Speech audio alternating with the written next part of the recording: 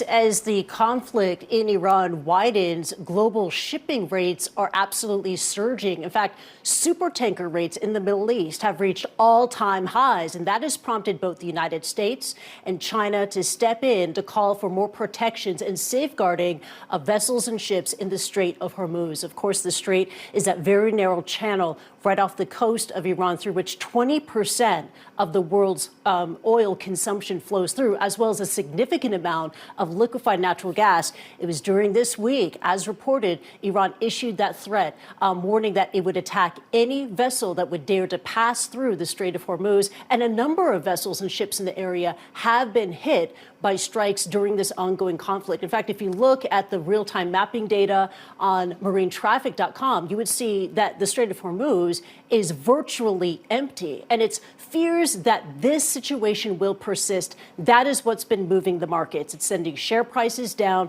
It's sending the cost and the price of oil up, the price of gas up, even safe haven investments, gold, the US dollar surging as well.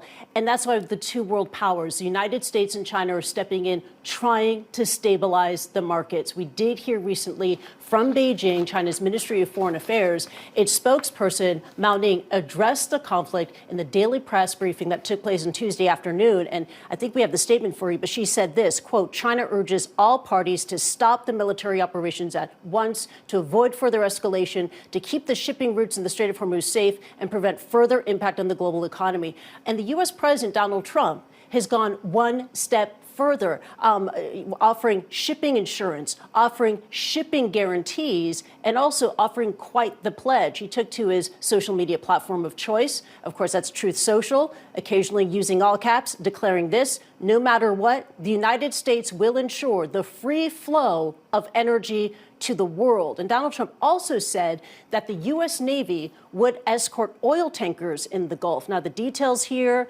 are unclear, but China would have the most to gain here. China, of course, is the world's biggest importer of crude. China is the biggest buyer of Iranian oil, and China would certainly welcome U.S. Navy escorts of oil tankers in the Strait of Hormuz. Back to you, Alex.